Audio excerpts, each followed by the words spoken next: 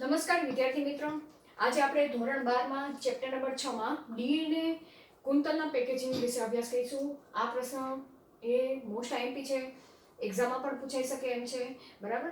અને સમજવા જશો તો ખૂબ જ સરળ ટોપિક છે. હવે આ ટોપિક ચાલુ કરતા પહેલા આપણે થોડોક આગળના ટોપિકને એક રિવાઇઝ કરી નાખી. આગળ આપણે પોલીન્યુક્લિયોટાઇડની સંરચના વિશે આપણે અભ્યાસ કરી ગયા હતા, બરાબર, જેમાં જુદા જુદા વૈજ્ઞાનિકોના ફાળો વિશે ચર્ચા કરી ગયા હતા.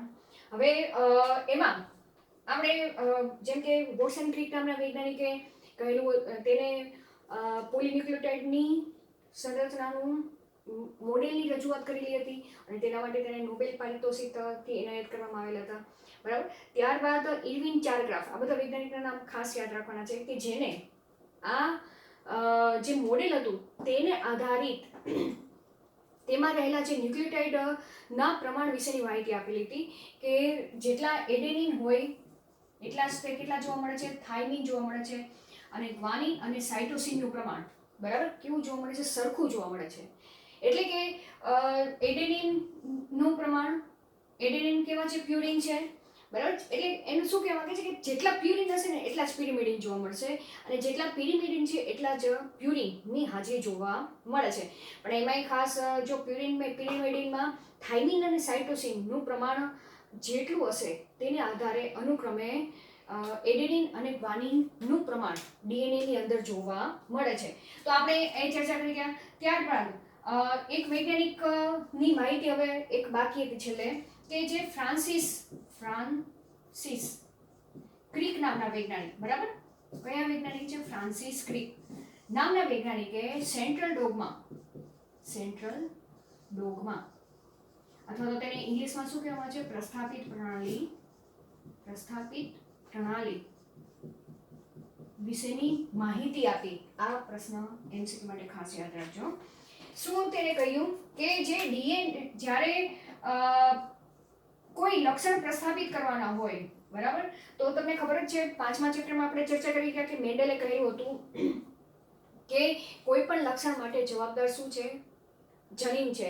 એટલે કે કોઈ પણ લક્ષણ સ્વરૂપ પ્રકારનું નિયંત્રણ એ જનીન પ્રકાર દ્વારા નિયંત્રિત થતું જોવા મળે છે. અને જનીન એ શું છે? ડીએનએ છે, બરાબર. તો ડીએનએમાંથી સ્વરૂપ પ્રકાર બનતું હશે અને સ્વરૂપ પ્રકાર એ પ્રોટીનના સ્વરૂપે જોવા મળે છે, બરાબર. તો અહીંયા સૌપ્રથમ ડીએનએ જે છે એ આનુવંશિક દ્રવ્ય છે. એ આનુવંશિક દ્રવ્ય એ પોતાનામાંથી પહેલા તો એમઆરએનએ બનાવવાની પ્રક્રિયા કરે છે, બરાબર. અને એમઆરએનએ બન્યા બાદ તેમાંથી પ્રોટીન નિર્માણની પ્રક્રિયા થતી જોવા મળે છે.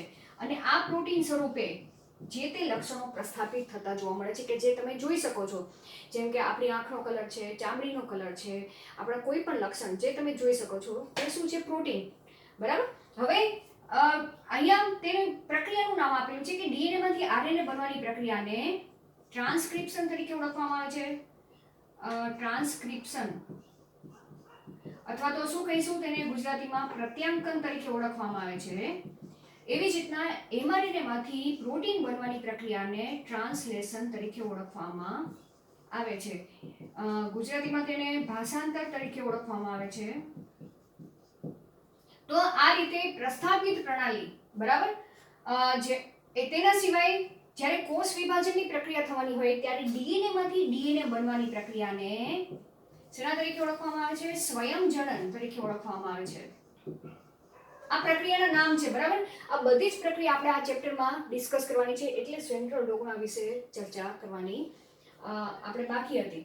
તો આ શું તમને દર્શાવે છે કે આખી આ જે પ્રક્રિયા છે એ પ્રક્રિયા તમને આનુવંશિક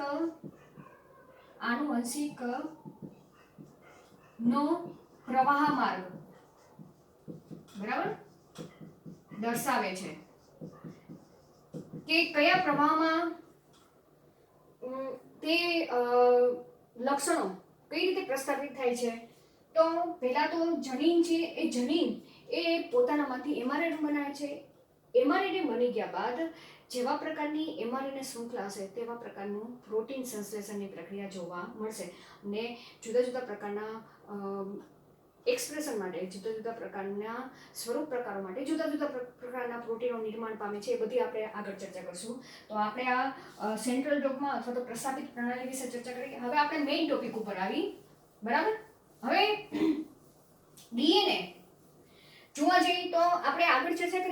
આનુવંશિક દ્રવ્ય તરીકે ઘણા સજીવોની અંદર જેમ કે ખાસ કરીને જોવા જઈએ સોરી કે આનુવંશિક દ્રવ્ય તરીકે આરએનએ જોવા મળે છે, અથવા તો જે સુકોષ કેન્દ્રીય આયોજન ધરાવતા જે સજીવો છે, બરાબર, મોટા લગભગ બધા જ તેની અંદર આનુવંશિક દ્રવ્ય તરીકે ડીએનએ જોવા મળે છે, બરાબર. તો હવે ડીએનએ ના પ્રકાર વિશે આપણે ચર્ચા કરી કે ડીએનએ એ સિંગલ સ્ટ્રેન્ડેડ ડીએનએ સ્વરૂપે પણ જોવા મળે છે અને ડબલ સ્ટ્રેન્ડેડ ડીએનએ તરીકે પણ જોવા મળે છે. તો અહીંયા તમને એક બે ઉદાહરણ આપેલા છે સિંગલ સ્ટ્રેન્ડેડ ડીએનએ ના, બરાબર. સિંગલ સ્ટ્રેન્ડેડ જેને શેના તરીકે ઓળખવા આપણે શોર્ટમાં લખવું હોય, તમને ક્યાંય એસએસ તરીકે લખેલું હોય આવો શબ્દ એસએસ, બરાબર. એસએસ નો મતલબ શું? સિંગલ, એસ એટલે સિંગલ અને બીજો એસ એટલે સ્ટ્રેન્ડેડ ડીએનએ, બરાબર. હવે સિંગલ સ્ટ્રેન્ડેડ ડીએનએ એટલે કે કેવી? એક જ શૃંખલા ડીએનએ ની, બરાબર, તેની અંદર એક જ શૃંખલા ડીએનએ ની આવેલી હોય. તો ઉદાહરણ તરીકે તમને ચોપડીમાં આવું એક ઉદાહરણ આપેલું છે, આવું ગોળ કરેલું છે ને વચ્ચે લીટો કરેલો છે, એ શું દર્શાવે છે? પાઈ, બરાબર, ગુણ્યા 174, બરાબર. આ શું છે? વાયરસનું નામ છે, બરાબર. અને આ વાયરસ કેવો છે કે જે બેક્ટેરિયાને ઇન્ફેક્ટ કરે છે, કે બેક્ટેરિયાને ચેપ લગાડે છે, તેથી તે વાયરસને બેક્ટેરિયોફેજ તરીકે ઓળખવામાં આવે છે, બરાબર. તો આ શું છે? વાયરસનું નામ આપવાનું, વાયરસ છે, બરાબર. બેક્ટેરિયોફેજ કે જેની અંદર 5386, બરાબર, 5386 બેઝ પેર, અથવા તો તેને ગુજરાતીમાં તો આપણે કઈ રીતે લખશું? બેઝ જોડ, બરાબર, આવેલી જોવા મળે છે. આપણે સિંગલ સ્ટ્રેન્ડેડ ડીએનએ ની વાત કરીએ છીએ, ખ્યાલ આવી ગયો? એવી જ રીતના બેક્ટેરિયોફેજ લેમ્બડા, બરાબર, જેની અંદર 48502 બેઝ પેર અથવા તો બેઝ જોડ, બરાબર. તમે કોઈ પણ શબ્દ વાપરી શકો, ઇંગ્લિશમાં લખવું હોય તો બીપી તમારે લખવાનું પાછળ. એવી જ રીતના ઇકોલાઈ ની અંદર 4.6 ગુણ્યા 10⁶ બેઝ પેર હાજર હોય છે. આપણે ટોટલ ડીએનએ માં ન્યુક્લિયોટાઇડ કેટલા આવેલા છે, ન્યુક્લિયોટાઇડની જોડ કેટલી આવેલી છે, એ અહીંયા દર્શાવેલું છે, બરાબર. અને જો મનુષ્યમાં એટલે કે આપણા કોષની અંદર, આપણા એક જ કોષની અંદર ડીએનએ ની ડબલ શૃંખલા નહીં પણ ડીએનએ ની એક જ શૃંખલામાં રહેલા ન્યુક્લિયોટાઇડની કુલ સંખ્યા લખી છે, બરાબર. અહીંયા કેટલા આવેલા છે ન્યુક્લિયોટાઇડ, કે ન્યુક્લિયોટાઇડની જોડ કેટલી આવેલી છે? 3.3 ગુણ્યા 10⁹ બેઝ પેર, બરાબર. અહીંયા ન્યુક્લિયોટાઇડ લખવું તો લખી નાખો,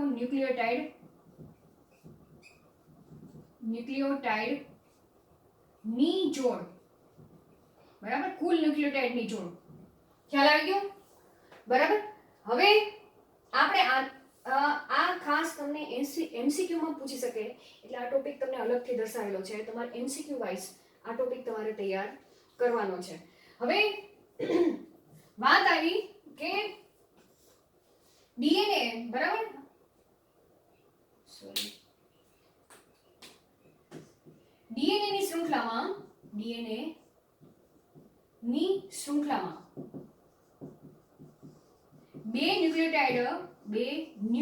બે ક્રમિક, બરાબર. ક્રમિક હું શબ્દ વાપરું છું, એનો મતલબ શું કે પહેલો ન્યુક્લિયોટાઇડ ને તરત જ તેના પછી આવેલો ન્યુક્લિયોટાઇડ, બરાબર. બે ક્રમિક ન્યુક્લિયોટાઇડ વચ્ચેનું અંતર, હવે તમને આગળ આપણે ચર્ચા કરી ગયા છીએ શું અંતર છે? બે ક્રમિક ન્યુક્લિયોટાઇડ વચ્ચેનું અંતર 3.4 એંગસ્ટ્રોમ, બરાબર. હવે આપણે આને મીટરમાં કન્વર્ટ કરવું છે, તો મીટરમાં કઈ રીતે કન્વર્ટ કરશું? આને લખવું હોય તો 0.34 નેનોમીટર પણ લખી શકીએ, બરાબર. ખ્યાલ આવી ગયો? અથવા તો લખવું હોય મીટરમાં કન્વર્ટ કરવું હોય તો શું થશે? 0.34 ગુણ્યા 10⁻⁹ બેઝ પેર, બરાબર, 10⁹ મીટર, સોરી. ખ્યાલ આવી ગયો કે બે ક્રમિક ન્યુક્લિયોટાઇડ વચ્ચેનું અંતર કેટલું છે? આટલું છે. ખ્યાલ આવી ગયો? હવે આપણે ટોટલ ન્યુક્લિયોટાઇડનો ક્રમ લખી, ટોટલ એટલે કે ડીએનએ આપણું જે કોષ લે છે મનુષ્યની કોષ, તેની અંદર ડીએનએ ડબલ સ્ટ્રેન્ડેડ છે અને તે ડબલ સ્ટ્રેન્ડેડમાં રહેલા કુલ ન્યુક્લિયોટાઇડનો ક્રમ, બરાબર. તો હું અહીં લખી નાખું ડબલ સ્ટ્રેન્ડેડ ડીએનએ માં રહેલ કુલ ન્યુક્લિયોટાઇડનો ક્રમ ન્યુક્લિયોટાઇડનો ક્રમ બરાબર એ આપણે લખી નાખી. હવે તમને ખબર છે કે મનુષ્યની એક ડીએનએ ની ન્યુક્લિયોટાઇડની શૃંખલા હોય તેમાં કુલ ન્યુક્લિયોટાઇડ કેટલા આવેલા છે 3.3 ગુણ્યા 10⁻⁹ બેઝ પેર આવેલા છે ન્યુક્લિયોટાઇડની જોડ બરાબર. તો હવે આનું તમારે શું કરી નાખવાનું ડબલ કરી નાખો એટલે શું થઈ જશે ડબલ સ્ટ્રેન્ડેડ ડીએનએ માં રહેલા કુલ ન્યુક્લિયોટાઇડનો ક્રમ તમને આવડી જશે.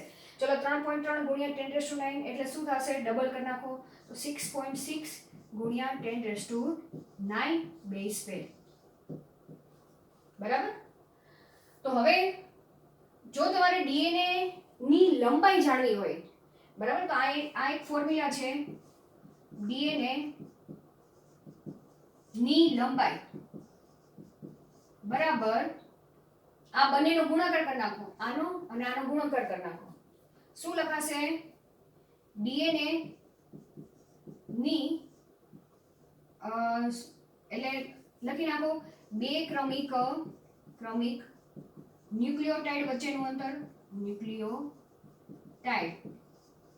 વચ્ચેનું અંતર ગુણ્યા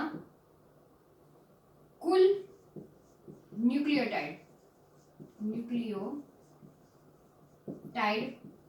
ની સંખ્યા આ બંનેને તમે કેલ્ક્યુલેટ કરશો એટલે તમને શું મળશે ડીએનએ ની લંબાઈ મળશે બરાબર. તો આ બંને લખી નાખો શું છે 0.34 ગુણ્યા 10⁻⁹ મીટર ગુણ્યા આ લખી નાખો 6.6 ગુણ્યા 10⁹ બેઝ પેર બરાબર.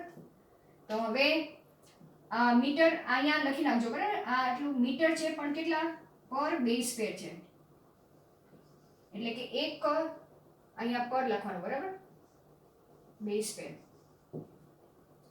તો હવે આ બંને કટ થઈ જશે બાકી શું વધ્યું 0.34 ને ગુણ્યા 6.6 કરો એટલે તમને એપ્રોક્સિમેટલી મીટરમાં જવાબ લખવાનો છે બરાબર 2.2 મીટર ડીએનએ ની લંબાઈ જોવા બરાબર મળશે બરાબર. આ શું છે લંબાઈ ડીએનએ ની યાદ રહી ગયું કેલ્ક્યુલેશન. આશરે ડીએનએ ની લંબાઈ કેટલી હોય છે 2.2 મીટર જેટલી એટલે કે એટલી તો તમારી હાઈટ પણ નહીં હોય બરાબર. તો હવે વાત આવી કે કોષ કેન્દ્ર છે કોષની અંદર શું આવેલું છે કોષ કેન્દ્ર છે કોષ કેન્દ્રની લંબાઈ 10⁻⁶ મીટર છે આ પણ યાદ રાખજો. તો ડીએનએ ની લંબાઈ કેટલી છે મીટરમાં અને કોષ કેન્દ્રની લંબાઈ તો અતિ સૂક્ષ્મ છે અતિ સૂક્ષ્મ કે જેને તમે નરી આંખે નહીં જોઈ શકો બરાબર. સાદા માઇક્રોસ્કોપમાં પણ નહીં જોઈ શકો ઇલેક્ટ્રોન માઇક્રોસ્કોપ હોય એમાં તમે કદાચ જોઈ શકો. તો એટલા સૂક્ષ્મ રચનાની અંદર આટલું મોટું ડીએનએ કઈ રીતે સમજાશે બરાબર. એ જ સમજવા તેના માટે શું જરૂર પડશે ડીએનએ નું પેકેજિંગની જરૂર પડે છે બરાબર એ પેકિંગ કરવાની જરૂર પડે છે અને એ પેકિંગ થશે તો જ તે આટલા નાના કોષ કેન્દ્રની અંદર સમાઈ શકશે. તો હવે આપણે પેકેજિંગ ઉપર ચર્ચા કરી. ચલો આ ખાસ ઇક્વેશન તમારે યાદ રાખવાની છે બરાબર અને એમસીક્યુ વાઇઝ પણ તમને પૂછી શકે. હવે ડીએનએ નો પેકેજિંગ માટે હવે ડીએનએ પેકેજિંગ ની પ્રક્રિયા સૌથી પહેલા તો આપણે આદિ કોષ કેન્દ્રી કોષમાં ચર્ચા કરી. આદિ કોષ કેન્દ્રી કોષ માં ડીએનએ પેકેજિંગ બરાબર. આવી રીતના પ્રશ્ન પણ તમને પૂછવું હોય તો 2 માર્ક્સમાં પૂછી શકે. હવે આદિ કોષ કેન્દ્રી કોષ હવે વ્યાખ્યા તમને ખબર છે કે આદિ કોષ કેન્દ્રી કોષ એટલે શું કે કોષ કેન્દ્રનો અભાવ બરાબર. જેવા કે ઈ કોલાઈની વાત કરીએ આપણે તો જેમાં કોષ કેન્દ્રનો અભાવ જોવા મળે છે. કોષ કેન્દ્રનો અભાવ હોય તો જે ડીએનએ છે એ ડીએનએ આખા કોષમાં ફરતું જોવા નહીં મળે તમને બરાબર. પરંતુ એ ઋણ વીજભારિત ડીએનએ ધન વીજભારિત પ્રોટીન્સ સાથે કોષના કોઈ સ્થાને રહે છે, બરાબર, કે સંકલિત થઈને રહે છે. અહીં લખી શકો સંકલિત થઈને રહે છે. અને જેને એટલે કે તે જે જગ્યાએ જોવા મળે છે જેને ન્યુક્લિયોઝોમ તરીકે ઓળખવામાં આવે છે, સોરી ન્યુક્લિઓઇડ તરીકે ઓળખવામાં આવે છે.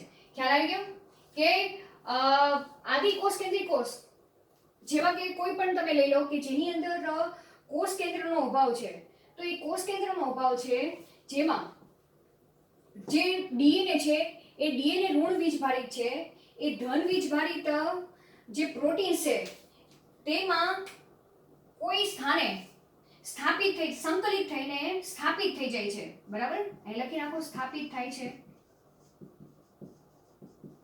બરાબર. આખી વ્યાખ્યા તમને લખાવી દીધી, બરાબર. તો જેને ન્યુક્લિયોઇડ તરીકે ઓળખવામાં આવે છે.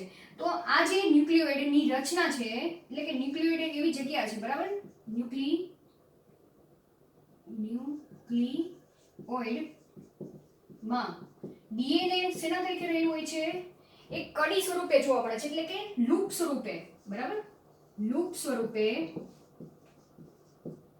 પ્રોટીન સાથે ગોઠવાયેલું જોવા મળે છે, ખ્યાલ આવી ગયો, બરાબર.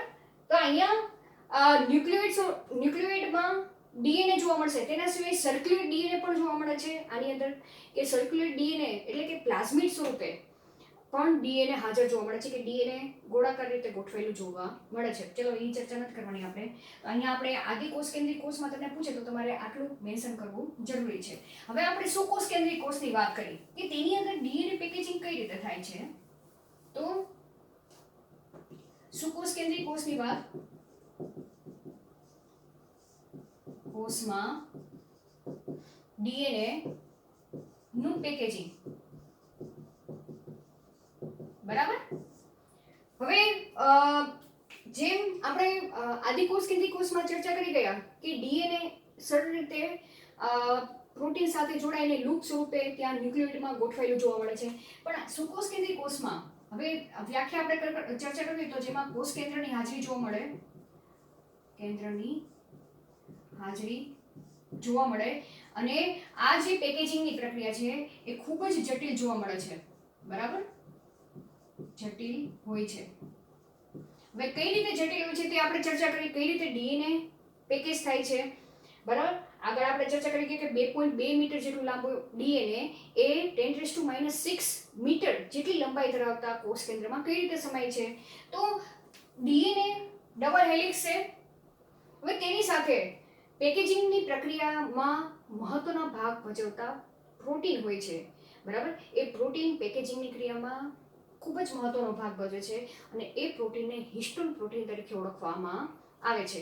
તો અહીંયા આપણે લખી નાખી હિસ્ટોન પ્રોટીન વિશે વાત કરી કે પેકેજિંગની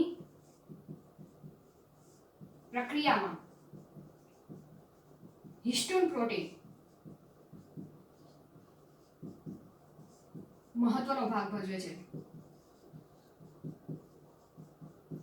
હવે હિસ્ટોન પ્રોટીન કેવા પ્રોટીન છે એ આપણે ચર્ચા કરી નાખી કે એની શું લાક્ષણિકતા છે. તો હિસ્ટોન પ્રોટીન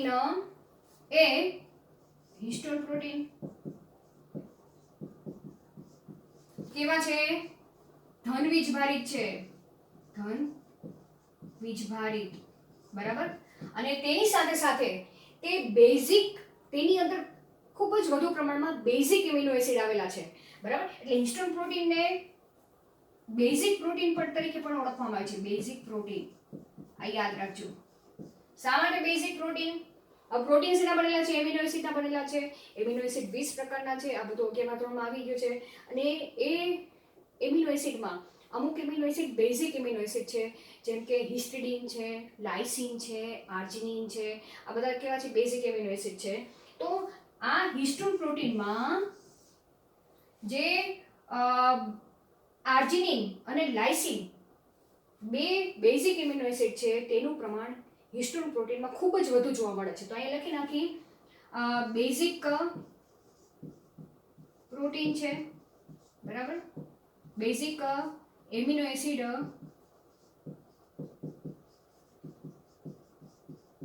પ્રમાણ વધુ જોવા મળે છે, વધુ હોય છે. હવે કયા બેઝિક એમિનો એસિડ? આર્જિનિન અને લાઇસિન. આ યાદ રાખજો, આ બે નામ, બરાબર. કયા કયા છે? આર્જિનિન અને લાઇસિન. તો આ હિસ્ટોન પ્રોટીનની લાક્ષણિકતા છે, બરાબર. કેવા છે? ધન વીજભારિત અને બેઝિક પ્રોટીન છે. કોને હિસાબે? આર્જિનિન અને લાઇસિન એમિનો એસિડને કારણે. હવે કેટલા પ્રકારના છે? તો હિસ્ટોન પ્રોટીન 5 પ્રકારના છે. કેટલા છે? 5 ટાઈપ્સ, 5 ટાઈપ્સ, બરાબર. કયા કયા છે? H1, H2A, H2B, H3 અને H4. કેટલા પ્રકારના છે? 5 ટાઈપ્સ ઓફ હિસ્ટોન પ્રોટીન, જેમાં એના નામ આપેલા છે. હવે એમાં જે H2A, H2B, H3 અને H4, બરાબર. આ 4 પ્રકારના હિસ્ટોન પ્રોટીન છે. આગળ H લખેલું છે એટલે હિસ્ટોન પ્રોટીન. આ 4 પ્રકારના હિસ્ટોન પ્રોટીનની 2 કોપી જોવા મળે છે. એટલે કે અહીં લખી નાખું 2 કોપી, COPY કોપી જોવા મળે છે. અને આ 4 વત્તા 4 આ જ તે હિસ્ટોન પ્રોટીન ભેગા મળે છે, બરાબર. ત્યારે જે બનતી રચના છે તેને હિસ્ટોન ઓક્ટામર તરીકે ઓળખવામાં આવે છે. તો આપણે તે રચના વિશે ડ્રો કરી, બરાબર. અહીંયા લખી નાખું, બરાબર. જેમ કે અહીંયા દર્શાવું છું, 2, 3 અને 4. માનો કેમ સમજી લો કે આ H2A છે, બરાબર. સેમ H2A પ્રોટીન બીજો પણ હશે. એવી જ રીતના H2B છે, તો એ પાછળની બાજુ દોરું છું, બરાબર. એમ સમજી લો આ H2B, પછી આ H3, H4. એટલે અહીંયા આ રીતે દર્શાવવાનો મતલબ શું છે કે પાછળના 4 હું દર્શાવી નથી શકતી, પણ 4 આ સાઈડ ગોઠવેલા છે, 4 તેના પછી ગોઠવાયેલા છે, બરાબર. અને આખી જે આ રચના મળી છે, બરાબર, આખી જે આ રચના તૈયાર થઈ તેને હિસ્ટોન ઓક્ટામર તરીકે ઓળખવામાં આવે છે. શેના તરીકે? ઓક્ટામર. ઓક્ટામર એટલે શું? 8 હિસ્ટોનના પ્રોટીન ભેગા મળીને જે ગોળાકાર રચના તૈયાર થઈ તેને હિસ્ટોન ઓક્ટામર તરીકે ઓળખવામાં આવે છે. એમાં કયા કયા પ્રોટીન આવેલા છે? H2A, તો હું અહીં લખી નાખું histone ઓક્ટામરમાં H2A, H2B, H3, H4, બરાબર. કૌંસની બહાર 2 લખી નાખું છું એટલે 2 કોપી આવેલી છે. હવે વાત આવી, બાકી એક વિધો છે હિસ્ટોન H1 પ્રોટીન. એ H1 પ્રોટીન એ લિંક્ડ પ્રોટીન તરીકે ઓળખવામાં આવે છે. જો આ જે આખી રચના તૈયાર થઈ છે હિસ્ટોન ઓક્ટામરની, તેને કોર પ્રોટીન તરીકે પણ ઓળખવામાં આવે છે. શેના તરીકે? Core protein. ખ્યાલ આવી ગયો? અને H1 પ્રોટીન છે એ H1 પ્રોટીન અહીંયા બહારની બાજુએ ગોઠવાયેલું જોવા મળે છે, બરાબર. H1 પ્રોટીન જેને લિંક્ડ પ્રોટીન તરીકે પણ ઓળખવામાં આવે છે. તો અહીંયા લખી નાખો H1 પ્રોટીનને લિંક્ડ પ્રોટીન તરીકે પણ ઓળખવામાં આવે છે.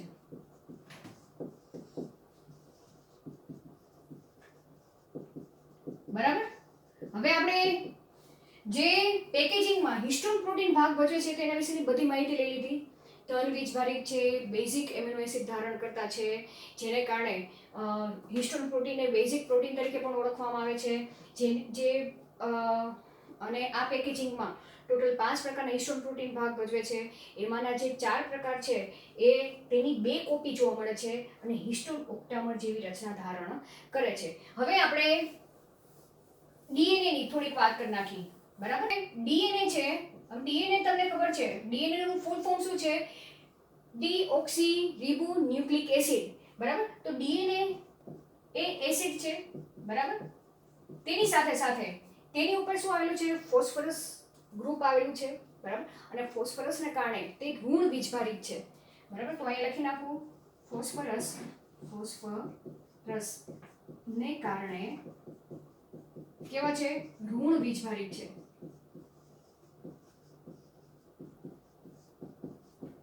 તો અહીંયા જે હિસ્ટોન પ્રોટીન છે તે ધન વીજભારિત છે, આ ઋણ વીજભારિત છે. હવે પેકેજિંગની ક્રિયા થશે કે ઋણ વીજભારિત ડીએનએ, બરાબર, શું થશે? ઋણ વીજભારિત ડીએનએ કોની ફરતે? આ જે હિસ્ટોન ઓક્ટામર છે ને, બરાબર, કેવા છે? ધન વીજભારિત હિસ્ટોન ઓક્ટામર ફરતે વીંટળાશે. ખ્યાલ આવી ગયો? આ પહેલો સ્ટેપ આપણે પૂરો કર્યો, ફરતે વીંટળાશે. પણ કેટલું વીંટળાશે તેની કંઈક ક્વોન્ટિટી તો હશે ને. જેમ કે આપણે ફિરકી હોય તો ફિરકીને કેમ ગોળ ગોળ વીંટળે છે, બરાબર. જે બેઝ છે એ પ્રોટીન સમજી લો, ને જે દોરી છે એ શું છે? ડીએનએ છે. તો આ કેટલું વીંટળવામાં આવે છે? તો પહેલા તો આપણે તેનું સ્પેસિફિક નામ આપી દઈએ કે ઋણ વીજભારિત ડીએનએ એ ધન વીજભારિત હિસ્ટોન ઓક્ટામર ફરતે, આ રીતે હું તમને અહીંયા દર્શાવું છું, બરાબર. આ હિસ્ટોન ઓક્ટામર છે, તેની ફરતે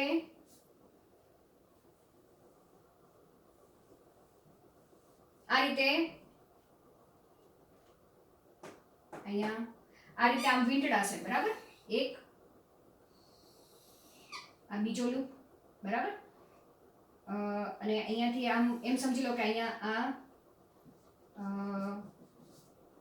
આ રીતે આગળ ડીએનએ ની શૃંખલા જશે. તો અહીંયા તમે જોશો તો 2 ટન, પણ 2 ટન પૂરા જોવા નહીં મળે. ભલે મેં તમને 2 ટન દર્શાવેલા છે. એ વીંટળાશે કેટલા? 3/4 જેટલું ટન લેશે, બરાબર. કેટલું ટન લેશે? કે 2 પૂરેપૂરા ટન ડીએનએ ની બેવડી કુંતલમય રચના હિસ્ટોન પ્રોટીનની ફરતે આ દોરી નથી, પણ આમ સમજી લો ડીએનએ ની કુંતલી છે, કુંતલાકાર છે, હેલિક્સ રચના છે, બરાબર. ચલો હું તમને આ બે જ દેખાડું એટલે તમને કન્ફ્યુઝન ન થાય, બરાબર. આ રીતે આ ડબલ હેલિક્સ રચના છે. ખ્યાલ આવી ગયો? તો આ રીતે જોવા જઈએ તો આટલો ટન લે છે અને એ ટનની અંદર કેટલા? 200 બેઝ પેર હાજર જોવા મળે છે. તો આ જે આખી જે રચના તૈયાર થઈ, બરાબર, આ રચનાને ન્યુક્લિયોઝોમ તરીકે ઓળખવામાં આવે છે. ખ્યાલ આવી ગયો? તો આ રચનાને ન્યુક્લિયોઝોમ, યાદ રાખજો, ન્યુક્લિયોઝોમ કહે છે. પ્રશ્ન તમને અમે આ રીતે પણ પૂછી શકે ન્યુક્લિયોઝોમની રચના વર્ણવો, તો તમારે આટલા અહીંયા સુધી વર્ણન કરવું જરૂરી છે, બરાબર.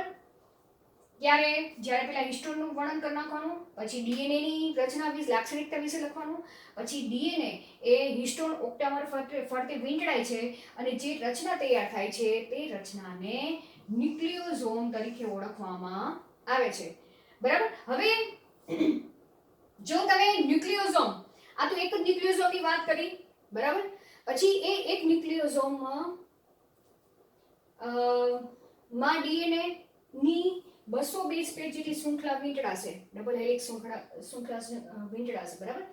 હવે પછી જે અહીંયા ડીએનએ ની જે શૃંખલા અહીંયાથી જે બહાર નીકળી ઓક્ટામરની બહાર, બરાબર, ત્યારે અહીંયા H1 પ્રોટીન આવેલું છે. એ H1 પ્રોટીનની મદદથી અહીંયા તમને શું જોવા મળશે કે જે હિસ્ટોન ઓક્ટામર ફરતે જે ડીએનએ શૃંખલા વીંટળાય છે એ ડીએનએ શૃંખલા ઢીલી ન પડી જાય, બરાબર.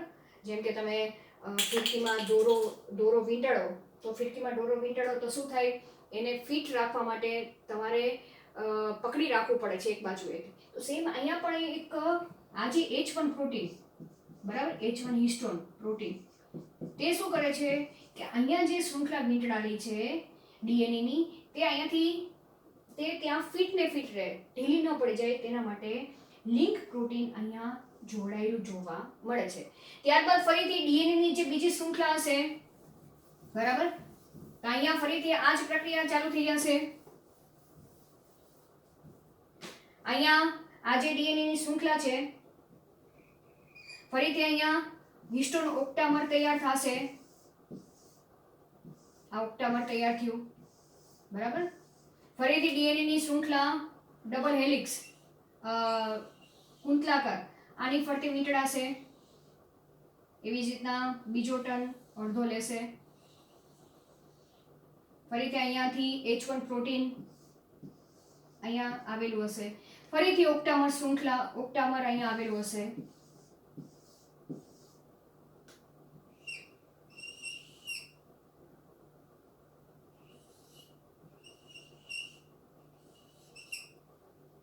ખ્યાલ આવી ગયો, બરાબર. તો આ તો એક જ યુનિટ, આટલું એક યુનિટ એ ન્યુક્લિયોસોમ કહેવાય. તો આમાં એક કરતા વધારે ન્યુક્લિયોસોમ, આ પણ શું છે, ન્યુક્લિયોસોમ છે, ન્યુક્લિયોસોમ. આ પણ શું છે, ન્યુક્લિયોસોમ છે,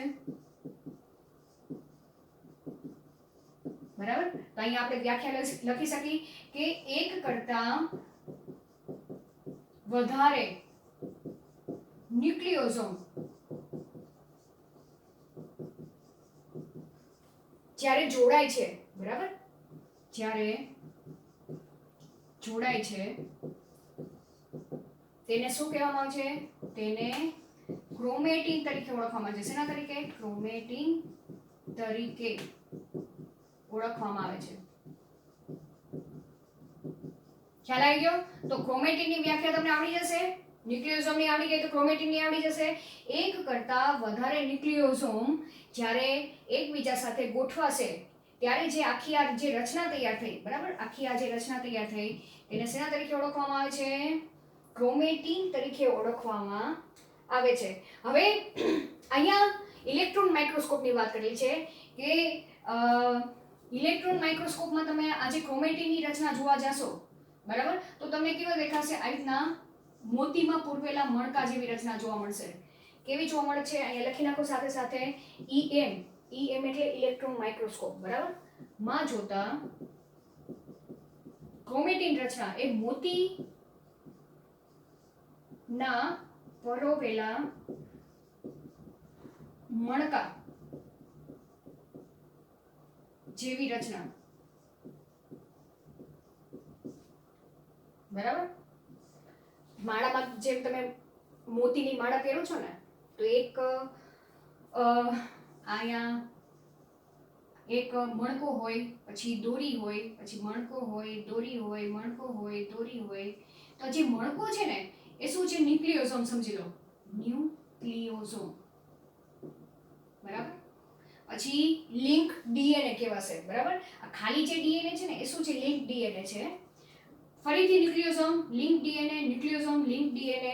તો આ જે આખી જે રચના તૈયાર થઈ મોતીના પરોવેલા મણકા જેવી રચના, જેને ક્રોમેટીન તરીકે ઓળખવામાં આવે છે. યાદ રહી ગયું?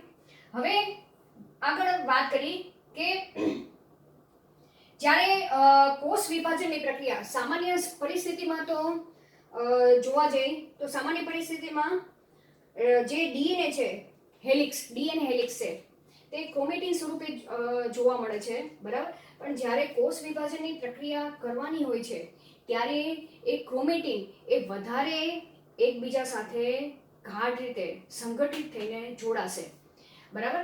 અને વધારે સંગઠિત થઈને જોડાશે અને જે રચના તૈયાર થાય છે તેને ક્રોમેટીન ફાઇબર તરીકે ઓળખવામાં આવે છે. શેના તરીકે ઓળખવામાં આવે છે? Chromatin fibre. તો એ આપણે ચર્ચા કરી નાખી.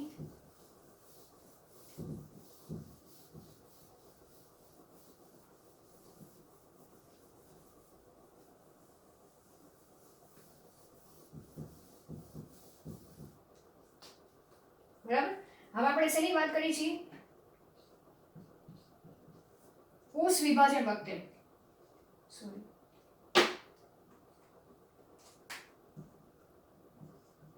કોષ વિભાજન વખતની વાત કરીશ, બરાબર, વખતે આ જે ક્રોમેટીન છે એ ક્રોમેટીન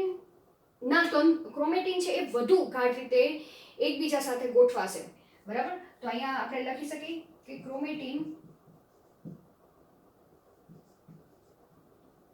વધુ ગાઢ રીતે એકબીજા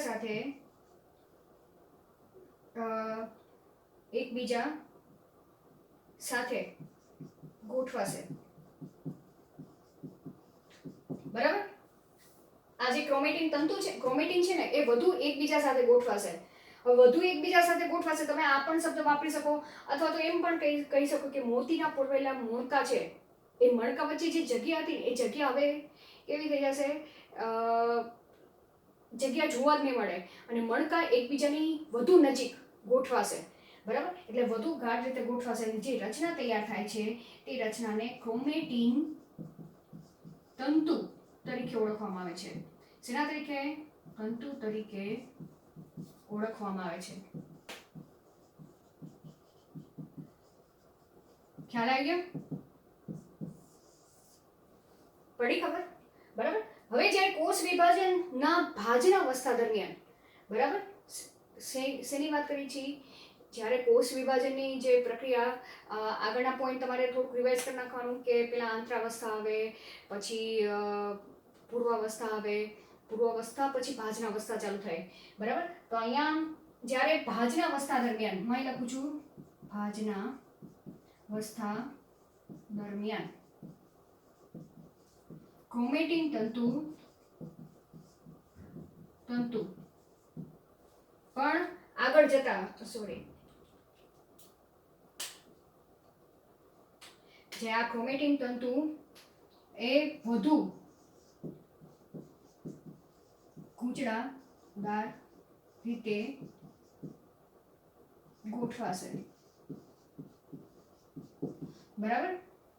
શેના તરીકે? વધુ ગૂંચળાદાર રીતે સંગઠિત થશે, બરાબર. અહીંયા લખી નાખું, સંગઠિત થશે, જેને આગળ જતા શેના તરીકે ક્રોમોઝોમ તરીકે ઓળખવામાં આવે છે.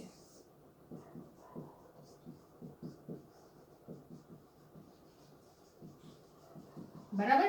હવે આનું પિક્ચર આપણે આગળ ચર્ચા કરશું, પણ અત્યારે તો પેલા આપણે વ્યાખ્યાયિત કરી નાખી. સૌથી પહેલા તો ન્યુક્લિયોસોમની રચના તૈયાર થાય, ત્યારબાદ ક્રોમેટીનની રચના તૈયાર થાય, ક્રોમેટીનમાંથી ક્રોમેટીન તંતુના નિર્માણની પ્રક્રિયા થાય અને ક્રોમેટીન ભેગી મળીને ક્રોમોઝોમની રચના જોવા મળે છે, બરાબર. તો અહીંયા આ રીતે કોષ કેન્દ્રમાં જે ડીએનએ છે એ ડીએનએ ના પેકેજિંગની પ્રક્રિયા જોવા મળે છે. હવે એક છેલ્લો પોઈન્ટ છે કે જે ક્રોમેટીન છે એ ક્રોમેટીનને ક્રોમોઝોમ સ્વરૂપમાં રૂપાંતર થવા માટે ઘણા બધા પ્રોટીનની જરૂર પડે છે, બરાબર.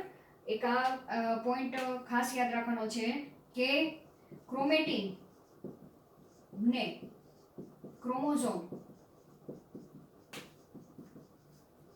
માં સંગઠિત થવામાં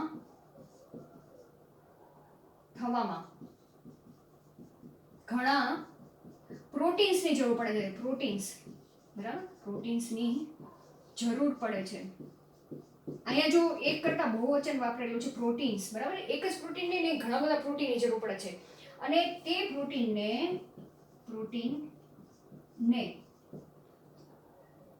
NHC, આ ફૂલ ફોર્મ યાદ રાખજો. NHC એટલે નન હિસ્ટોન ક્રોમોઝોમલ પ્રોટીન. ખ્યાલ આવી ગયો?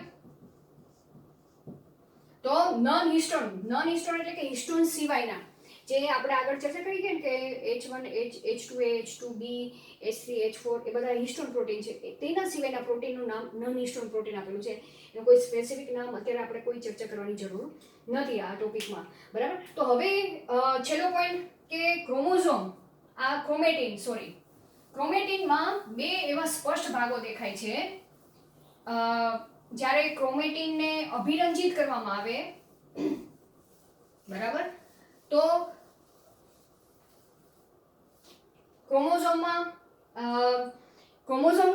ક્રોમેટિનને અભિરંજિત નહીં પણ ક્રોમોઝોમને અભિરંજિત કરવામાં આવે ત્યારે તેમાં બે સરખા ભાગો જોવા મળે છે, જુદા જુદા ભાગો જોવા મળે છે, બરાબર. એક તો યુક્રોમેટિન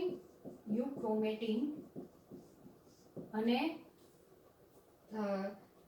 હિટ્રોક્રોમેટિન, હિટ્રોક્રોમેટિન આ બે ભાગ જોવા મળે છે, બરાબર. હવે શેને આધારે કે જ્યારે અભિરંજિત કરવામાં આવે છે ત્યારે ક્રોમોઝોમનો અમુક ભાગ, બરાબર, તે ઓછો અભિરંજિત જોવા મળે છે, ઓછો અભિરંજિત જોવા મળે છે, બરાબર. એટલે કે તેમાં અભિરંજકનું પ્રમાણ ઓછું જોવા મળે છે તે ભાગમાં. તો એ ભાગ કેવો શિથિલ રીતે ગોઠવાયેલો હોય છે, શિથિલ રીતે ગોઠવાયેલ જોવા મળે છે, કે જેમાં ક્રોમેટિન એ શિથિલ રીતે ગોઠવાયેલી હોય છે, બરાબર. જ્યારે હિટ્રોક્રોમેટિન વાળો ભાગ એ ઘાટો કે ઘેરો અભિરંજિત જોવા મળે છે, બરાબર. અને તે ગાઢ રીતે ગોઠવાયેલો હોય છે, ગાઢ રીતે તેની અંદર, એટલે કે તે ભાગની અંદર ગાઢ રીતે ક્રોમેટિન ગોઠવાયેલી હોય છે, ગાઢ રીતે ક્રોમેટિન ગોઠવાયેલો હોય છે.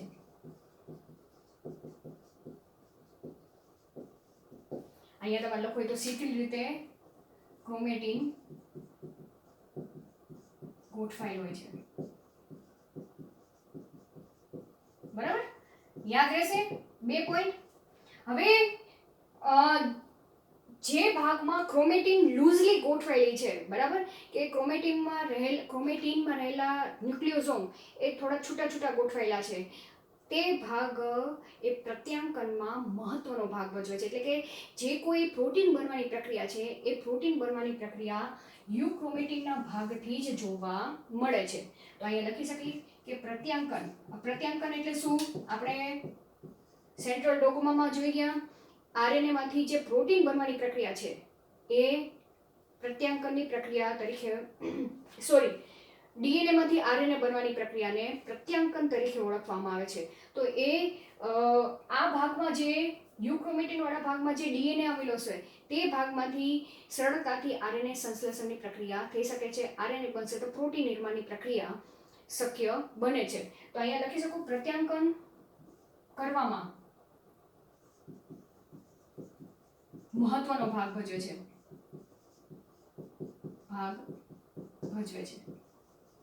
કયો ભાગ? યુક્રોમેટિન વાળો ભાગ, બરાબર, રંગસૂત્રો ઉપર આવેલો. અને અહીંયા લખી શકી કે પ્રત્યાંકનની ક્રિયામાં નિષ્ક્રિય છે, બરાબર. રંગસૂત્ર ઉપર આ બે ભાગો ખ્યાલ આવી ગયો કે હિટ્રોક્રોમેટિન વાળો ભાગ છે એ હિટ્રોક્રોમેટિન વાળા ભાગમાં ક્રોમેટિન એકદમ ગાઢ રીતે ગોઠવાયેલી છે. ક્રોમેટિન ગાઢ રીતે ગોઠવાયેલી છે એનો મતલબ શું કે તેની અંદર ન્યુક્લિયોસોમ એ એકબીજા ઉપર ખૂબ જ ગાઢ રીતે ગોઠવાયેલા છે અને જેને કારણે તેની ફરતે જે વીંટળાયેલી ડીએનએની શૃંખલા પણ ગૂંચળાદાર રીતે ગોઠવાયેલી છે. તો હવે જ્યારે પ્રોટીન સંશ્લેષણની પ્રક્રિયા કરવી છે તો તેમાંથી જે ડીએનએને છૂટું પાડવું છે તે ડીએનએને છૂટું પાડવું શક્ય બનતું નથી. તો ડીએનએ છૂટું નહીં પડે તો તેમાંથી જે પ્રત્યાંકનની પ્રક્રિયા છે એટલે કે ડીએનએ માંથી આરએનએ બનવાની, જો અહીંયા લખવું તો લખી નાખજો, ડીએનએ માંથી આરએનએ બનવાની ક્રિયા, બરાબર, એ કઈ ક્રિયા છે? પ્રત્યાંકનની પ્રક્રિયા. એ નહીં થાય, આરએનએ નહીં બને તો પ્રોટીન નહીં બને. એટલે હિટ્રોક્રોમેટિન વાળો ભાગ છે જ્યાં કોઈ એવા જનીન રહેલા હોતા નથી કે જેમાંથી પ્રોટીન સંશ્લેષણની પ્રક્રિયા થઈ શકે. તો અહીં આપણું આ ડીએનએ પેકેજિંગનો પાર્ટ પૂરો થાય છે, બરાબર. ખૂબ જ સરળ છે, પોઈન્ટ વાઇઝ તૈયાર કરશો તો તમે સરળતાથી તૈયાર કરી શકશો. Thank you.